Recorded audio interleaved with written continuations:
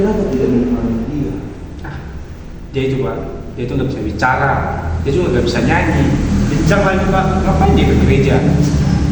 Seharusnya kita itu tidak boleh begitu. Mari sini mati. Ah, Boleh. Kalian kenapa tadi tidak mau? Kalian jangan begitu toh. Kita sebentar dulu Pak, dia ini nggak bisa nyanyi, pincang lagi, ngapain disuruh ke gereja? Lagi ngomong Pak. ya sabar ya. Kita ini sama umat Kristen, kita ini sama anak Tuhan. Kita tidak boleh begitu. Kita ini sama di mata Tuhan. Tuhan tidak pernah mengajarkan kita untuk membedakan orang yang disabilitas, orang yang memiliki banyak kekurangan. Tuhan itu tidak pernah mengajarkan sama kita. Tuhan itu mengajarkan sama kita, rangkulah teman-teman kita. Tuhan itu mengajarkan sama kita, jangan membenci sama teman. Jadi kita tidak boleh menjauhkan dari teman kita yang banyak kekurangan. Karena Tuhan sangat marah, sangat benci Tuhan sangat begitu sama kita. Kalau begitu gereja harus ngapain Pak? Apa yang harus dilakukan di gereja? Tidak mudah. Gereja itu bukanlah hanya sebuah bangunan saja, tetapi gereja itu ialah sebagian dari tubuh Kristus. Tubuh Kristus berarti kita harus saling mengasihi sesama kita, saling merangkul teman kita, saling menyayangi. Enggak ada kata-kata untuk membenci orang seperti dia.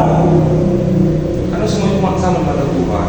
Jadi anak muda, anak remaja, marilah kita rangkul teman kita yang begini. Jangan marah kita untuk menjauhkan dari dia. Yuk, maaf ya.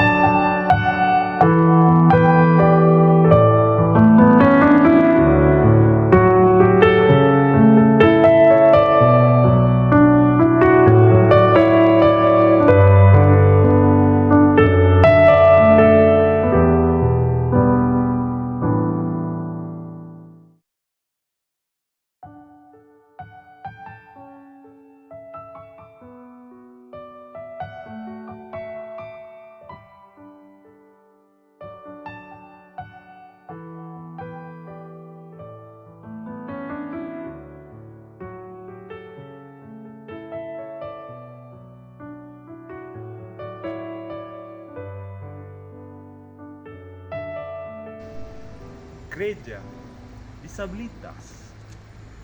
Buat bapak ibu, remaja dan pemuda sekalian, kita bisa melihat dari video yang di atas tadi bahwasanya gereja bukanlah hanya sebuah bangunan atau gedung saja, melainkan gereja itu ialah tempat perkumpulan di mana kita itu untuk saling mengasihi satu sama lain tanpa membedakan orang-orang yang memiliki banyak kekurangan atau orang-orang yang memiliki disabilitas.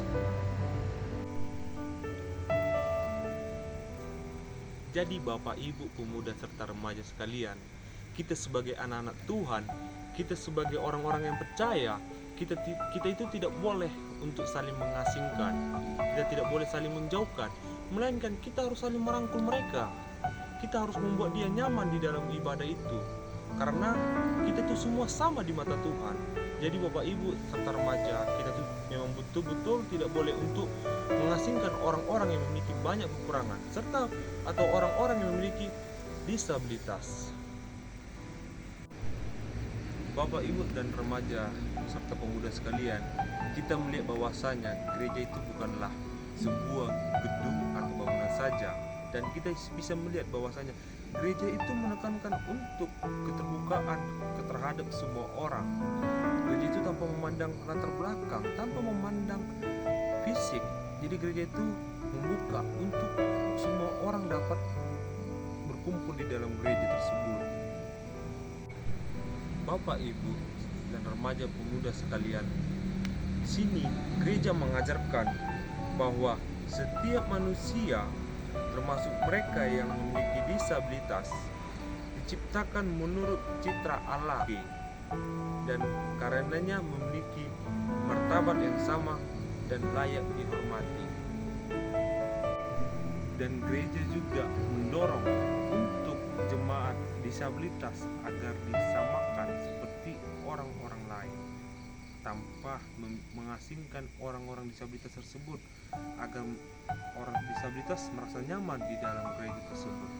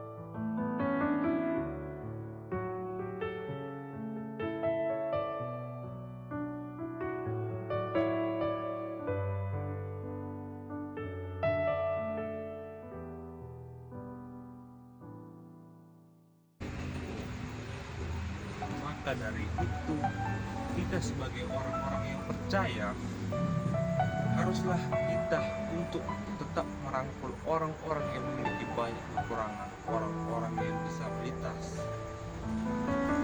Maka dari itu, kita sebagai orang-orang yang percaya haruslah kita merangkul dan mengasihi, serta kita jangan pernah memandang fisik seseorang, kita jangan pernah menilai kekurangan seseorang. Marilah kita merangkul mereka, dan marilah kita membuat mereka bisa merasakan nyaman saat di dalam gereja. Jadi kita tuh harus tetap merangkul, mengasihi semua orang yang memiliki banyak kekurangan. Kita tidak boleh untuk mengasingkan semua orang dari kita. Kita tidak boleh mengasingkan dia. Seperti individu tadi, mereka sangat mengasingkan orang-orang tersebut tadi.